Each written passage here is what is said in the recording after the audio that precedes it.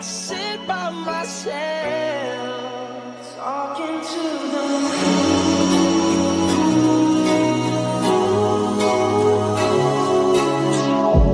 मी सावित्री ज्योतिराव फुले, सातारा जिल्ह्यातील खंडाळा तालुक्यातील खंडोबा देवाच्या पाटलांची मी मुलगी. अवघ्या 9व्या वर्षी माझा विवाह ज्योतिराव फुले नावाच्या एका व्यक्तीशी झाला.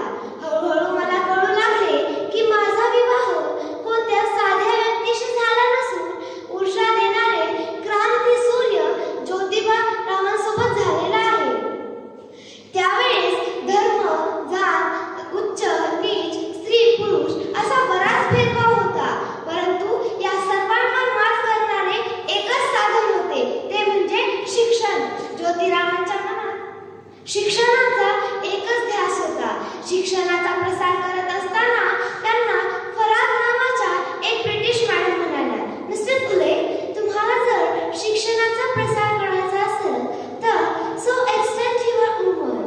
If woman is educated, your home is educated. पण तुम्ही जर म्हणत असाल की मुलीला घराबाहेर काढायचं नाही तर इट्स सो बॅड. याच्यानंतर झालंच तर ज्योतिबा मला म्हणाले, सावित्री, आजपासून मी तुला शिकवणार. ते मला पाटी पेन्सिल घेऊन शिकवू लागले. मी वाचू लागले, लिहू लागले व काव्य रचायलाही शिकले. अशातच 1 जानेवारी 1848 ला पुण्यामध्ये शनिवार वाड्यात भिडे